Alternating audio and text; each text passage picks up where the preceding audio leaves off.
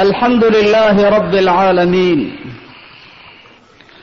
لك الحمد حتى ترضى، ولك الحمد إذا رضيت، ولك الحمد بعد الرضا. لك الحمد جبار السماوات والأرض كما ينبغي لجلال وجهك وعظيم سلطانك.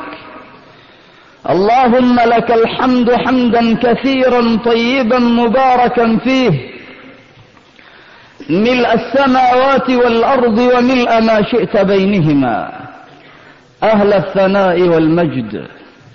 أحق ما قال العبد وكلنا لك عبد، لا مانع لما أعطيت ولا معطي لما منعت، ولا ينفع ذا الجد منك الجد.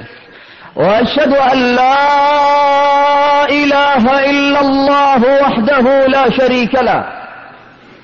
إذا جمع الله الأولين والآخرين في عرصات القيامة نادى مناد من قبل الله: أين أهل الفضل؟ أين أهل الفضل؟ فيقومون وهم قليل، فيقول لهم الله: ادخلوا الجنة بغير حساب. فتسألهم الخلائق عن ماذا يعملون، فتقول لهم: ماذا كنتم تعملون في الدنيا؟ فيقولون: كنا إذا جهل علينا حلمنا، وإذا أسيء إلينا صبرنا. فيقال لهم يوم القيامة: ادخلوا الجنة بغير حساب. ولي في فناء الناس أكبر عبرة لمن كان في بحر الحقيقة راقي. شخوص وأشكال تمر وتنقضي، فتفنى جميعا والمهيمن باقي. ولا تدع مع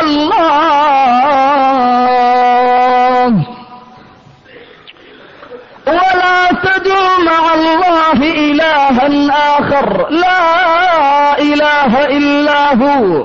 كل شيء هالك إلا وجهه، كل شيء هالك إلا وجهه، له الحكم وإليه ترجعون.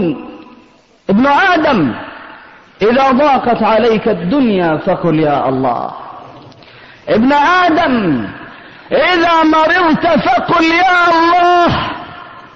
إذا سألت فقل يا الله. إذا استعنت فقل يا الله.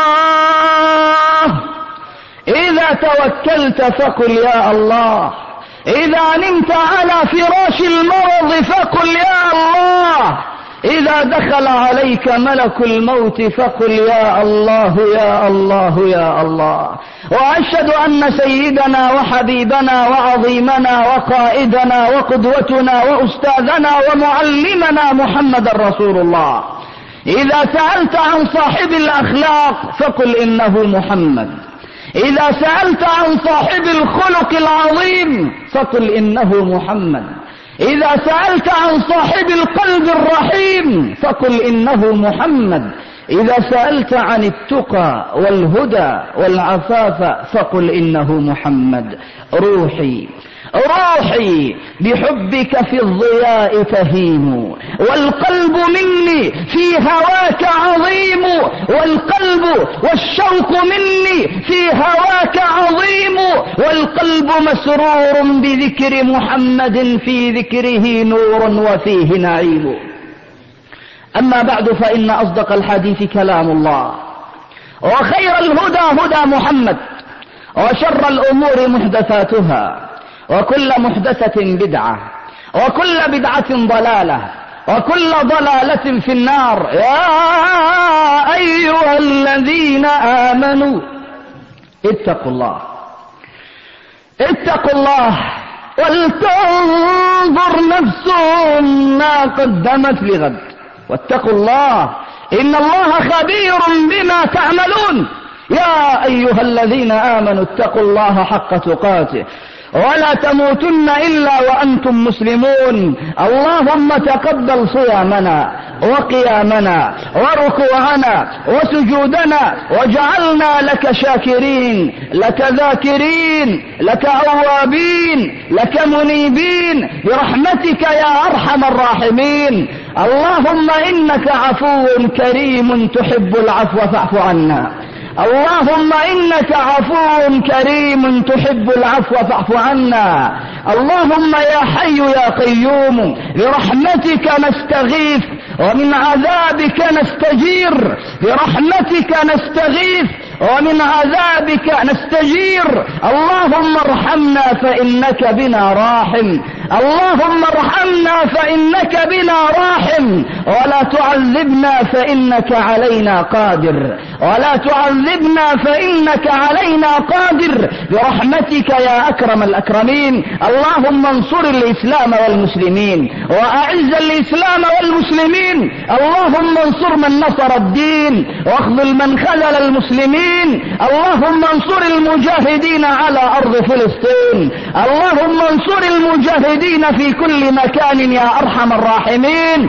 اللهم إنا نسألك لأمتنا في مشارق الأرض ومغاربها قائدا ربانيا يسمع كلام الله ويسمعها وينقاد إلى الله ويقودها، لا يركع للبيت الأبيض ولا يخضع لدول الشرق والغرب، شعاره دائما وأبدا نحن الذين بايعوا محمدا على الجهاد ما بقينا أبدا، والله لولا الله ما اهتدينا ولا تصدقنا ولا صلينا، فأنزلا سكينة علينا وثبت الأقدام إن لاقينا. إذا اعتز الناس عليه بالعروش والقروش اعتز هو عليهم بدينه وصاح بهم أبي الإسلام لا أب لي سواه.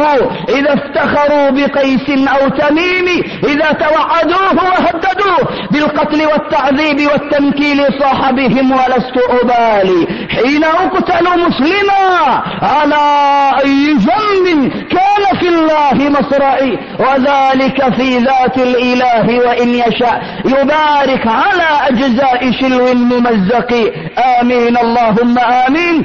أما بعد أيها الأحباب الكرام في الله، فماذا أقول؟ أقول كما قال ربي: أعوذ بالله من الشيطان الرجيم الذي خلق الموت والحياة،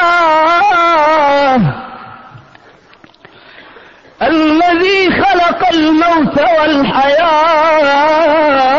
والحياة ليبلوكم أيكم أحسن عملا وهو العزيز الغفور. الذي خلق الموت والحياة ليبلوكم أيكم أحسن عملا وهو العزيز الغفور. قال الفضيل بن عياض: أحسن العمل أصوبه وأخلصه. قيل: يا أبا علي وما أخلصه وما أصوبه؟ قال: إن العمل إذا كان خالصا ولم يكن صوابا لا يقبله الله، وإذا كان صوابا ولم يكن خالصا لا يقبله الله.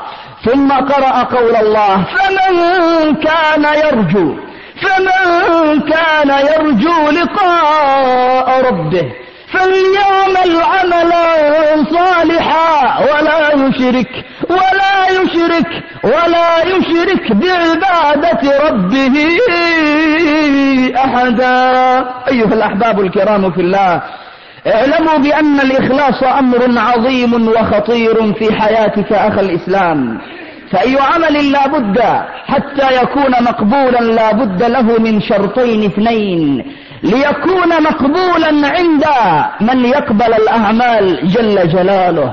الشرط الأول أن يكون العمل خالصا لله رب العالمين. تحرى الإخلاص في كل عمل تقوم به، تحرى الإخلاص في كل حركة وسكنة، تحرى الإخلاص في كل حياتك لتكون مقبولة عند الله تبارك وتعالى، ولتكون